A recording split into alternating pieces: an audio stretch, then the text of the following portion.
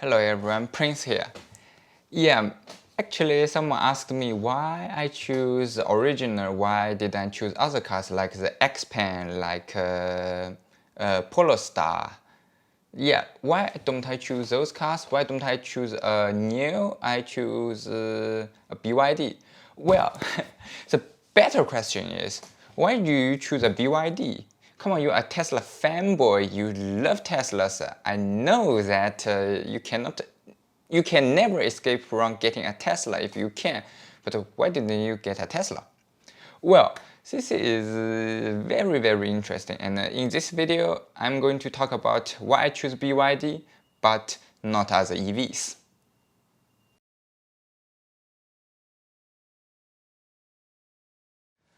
Okay, everything actually started from a job change. I used to work in southern China, more than 1,000 kilometers from my home.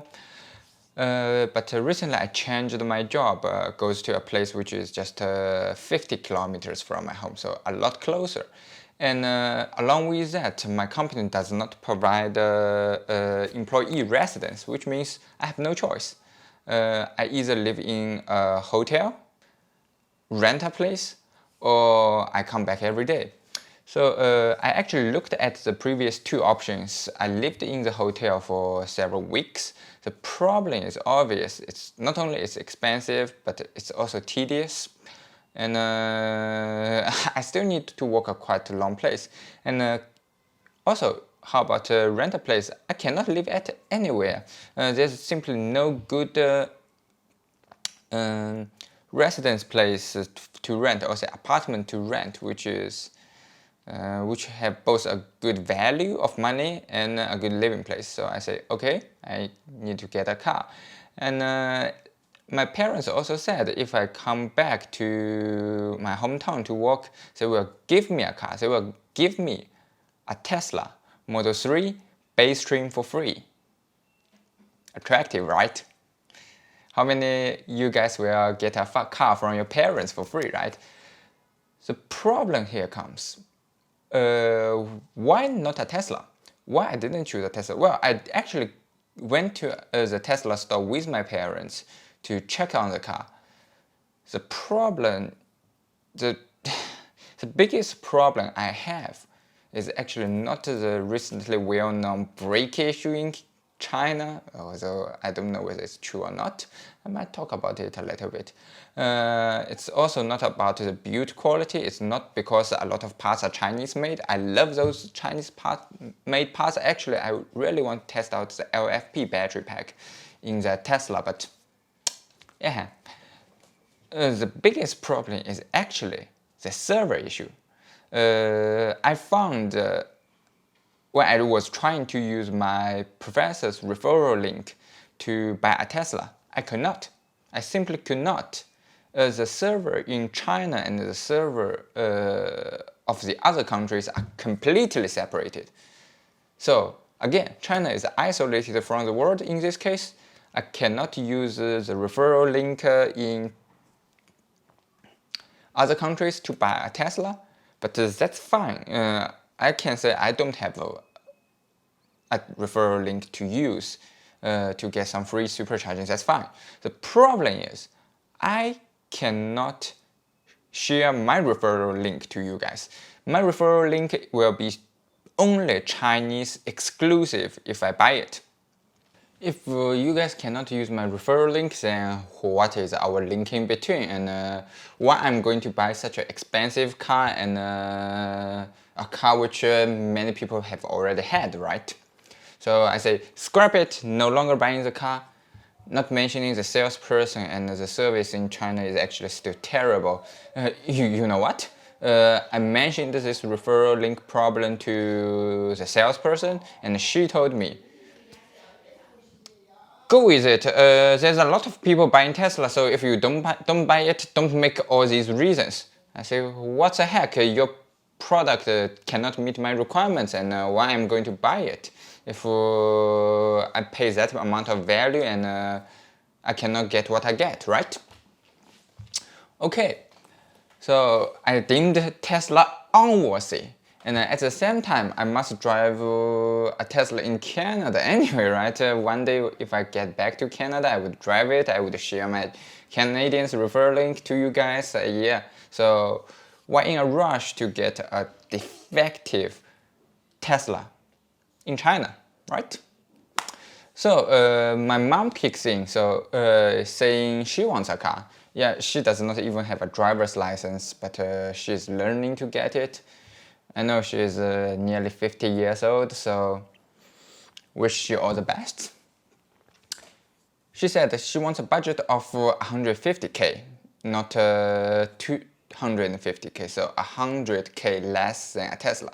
I'm in Chinese yuan here, so yeah. Now it would be a car which is slightly cheaper, so budget range is much more clear now. 150k. I have 150k, that's very straightforward, so what should we get? Now, my parents looked at the Toyota Corolla Hybrid. That car is not that cheap, that car is actually slightly more than 160k actually. So they looked at it, that's the first thing that came into mind because, well, Toyota Corolla is quite common car in China, I think, which is not a Chinese brand. Bear in mind, I don't trust the Chinese cars, especially Chinese fossil cars. They're deemed scraps, I say. The engine is not good, they don't have the power, the transmission is bad, not mentioning the suspension. They just built the interior to be fancy and the multimedia to be fancy and say, hey, come on, you have a good car. And eventually, after 2-3 years, it's better to be sent into the junkyard and get a new one. Yeah. So, again, I don't like the Toyota Corolla. The reason is the battery in it is a nickel metal hydride battery still. They use that very old technology. Old tech, and it's not green plate because it's just a hybrid electric vehicle. It's not a plug-in hybrid, which means it cannot be charged from a wall outlet. Thinking about that, it is just be considered as a slightly fuel-efficient fossil car, so okay. And I do not want a fossil car. I do not want a car with a blue plate. Why? Because not only it's expensive to drive, you need to go to the gas station, and they will do a lot of promotions. They ask you buy this crap, buy that crap. Really, these people are very bad. The gasoline business is just terrible, and. But also there's a lot of restrictions. Actually in China, a lot of cities, especially big cities, when they see that plate, they say, no, if you are a fossil car, you are at a specific registration plate number, you cannot get into the city.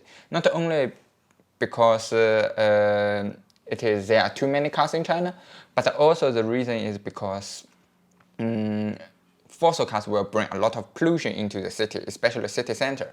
So what they say is, no, if you are a fossil car, you cannot get in. But if you have a green plate, if you are an electric car or plug-in hybrid electric car, you can. And that's like that. A lot of places would not allow fossil cars to drive in, to navigate through, but EVs can. Not mentioning about parking lots. Yes, this is another important part. In a lot of parking lots which have EV charger stations, you can park there for 2 hours for free. But for gasoline cars, for cars which burns dinosaur juice, yeah, you need to pay right from the beginning. Normally it's just 15 minutes free, which means if you want to turn over, you can, but other than that, you need to pay. 15 minutes, starting from 15 minutes, maximum is 30 minutes.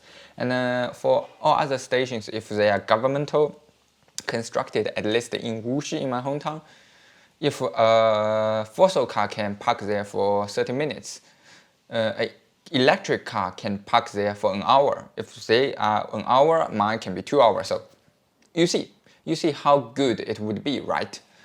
And then so parking authority, better road, and cheaper operation. I want to get a car at least have a battery in it. Now, remember, I'm not satisfied with the Toyota Corolla. I want a car. I need a car with battery, but budget. I need a better electric powertrain, but budget. I need cool technology, but budget. I need a good looking car, but budget. I need car with pretty adequate internal space, both passenger seating and cargo space, but budget. So you get my point. The selection for me is really limited, and at this time I really need to think about the vice president of my former company. He mentioned to me, he said BYD's cars are pretty good. They are not that bad, they're pretty good. So I say, okay, I'm not that big fan of BYD, but let me take a look. Because they newly announced the Blade sales, and let me take a look. I don't want the BYD ham because it's over budget. So early March, I checked online, and the first one I find is the BYD Qing Plus DMI. The DMI version, which means the super hybrid version. It's a plug-in hybrid, so I directly jumped to the flagship model. Yeah, and it's okay. It's under 150K, so yeah, not a bad car. And I go to the store to take a look at it. It's pretty good. But still, again, it has some flaws.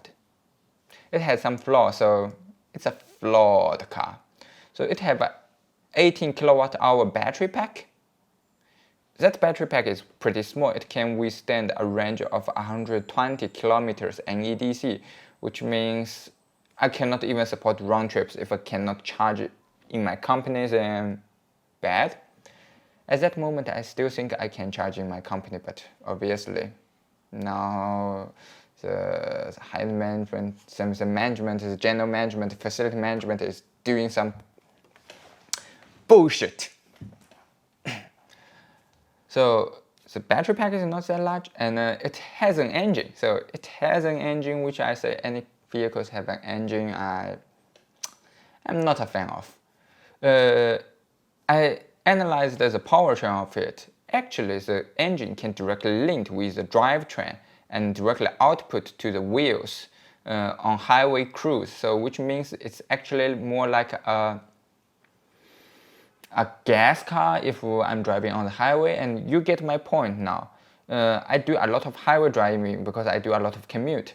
Car which is mostly run in fossil mode, it's not that good.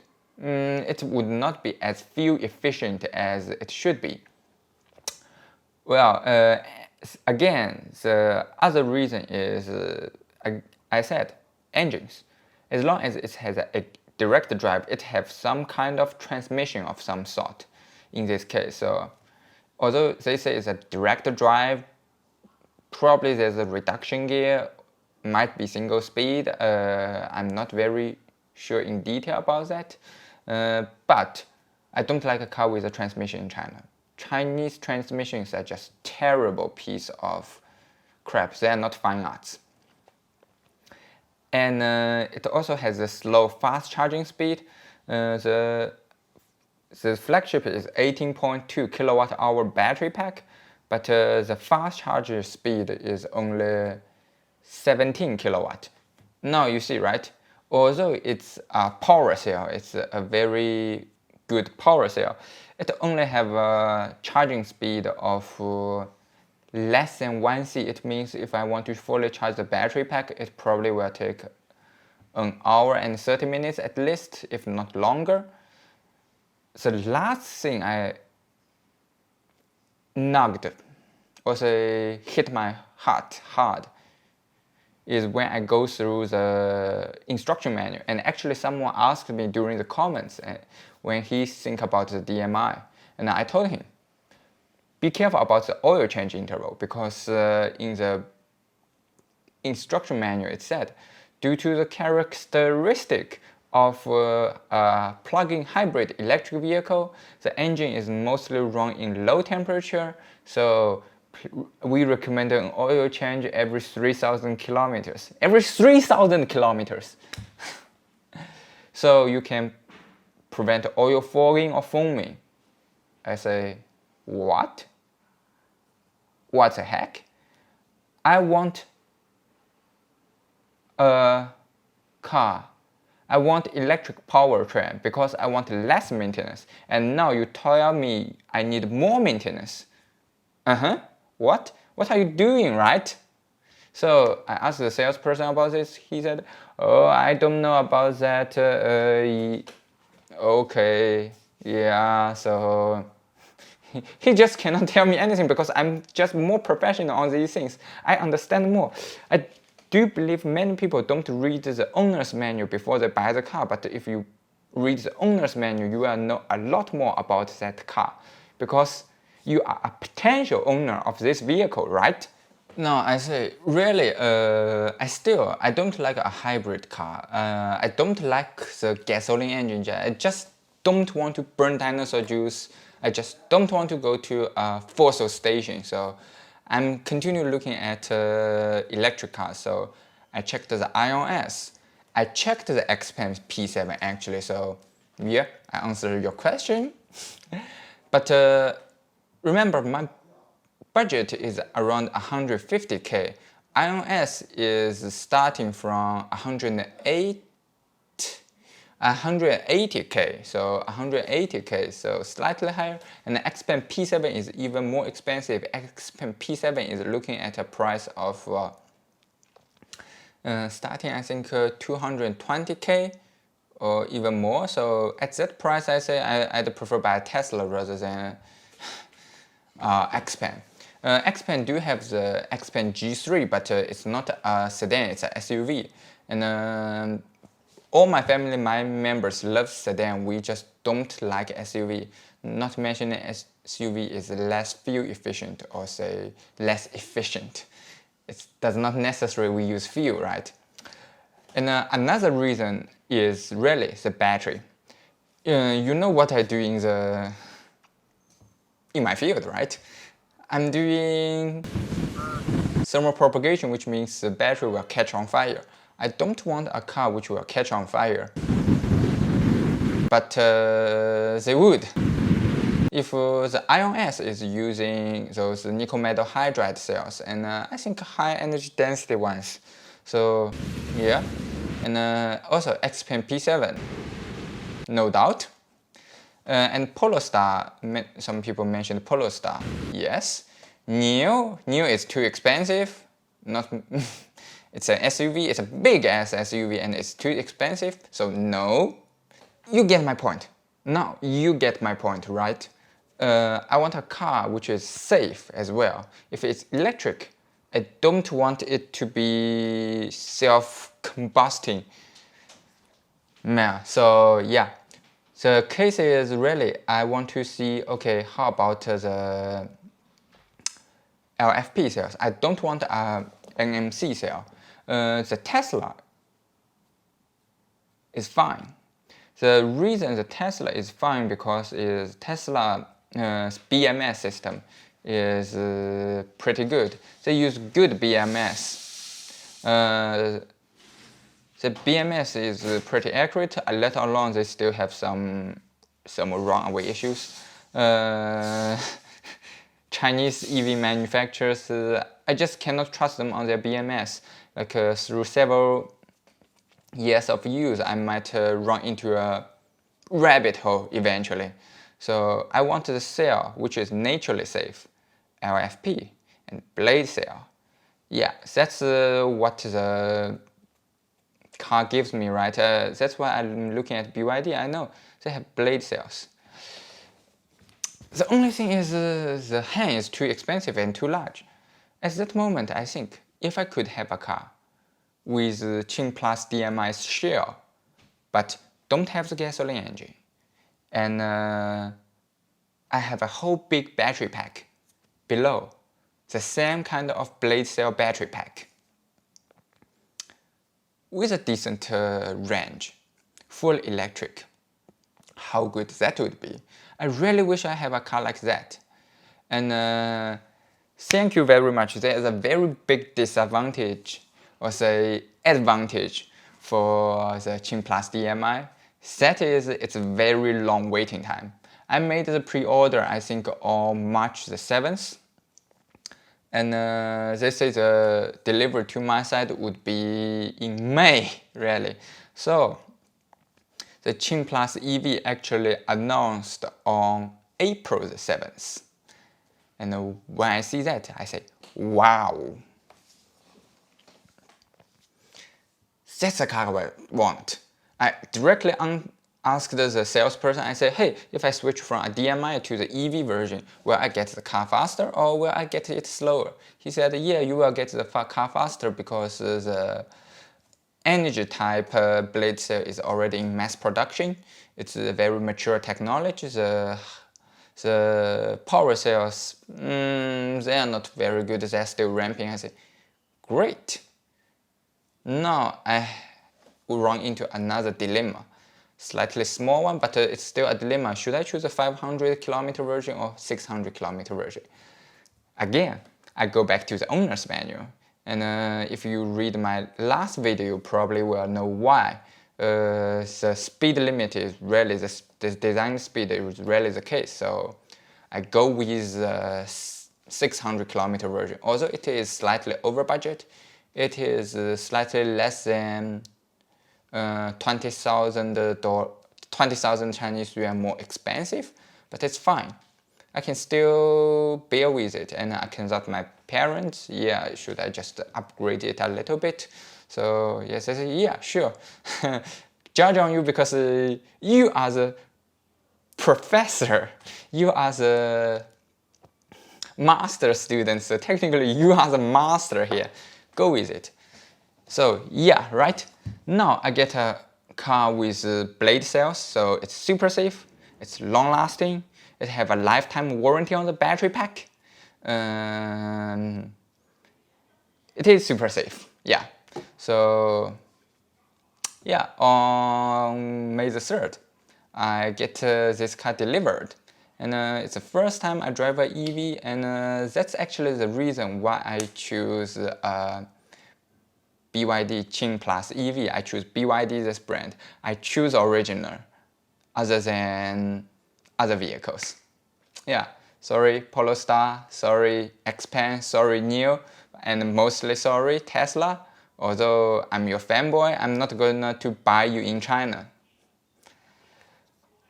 However, it's a car, so, and it's a really budget car. It's just 150K, although some Chinese people will feel it's expensive, but it's still, it doesn't mean it does not have imperfections. It's a car.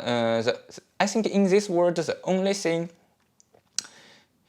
you would feel 100% satisfied is your own design and your own product. Other than because you will give up half of the way because you cannot continue the project, you feel it's too difficult and too expensive.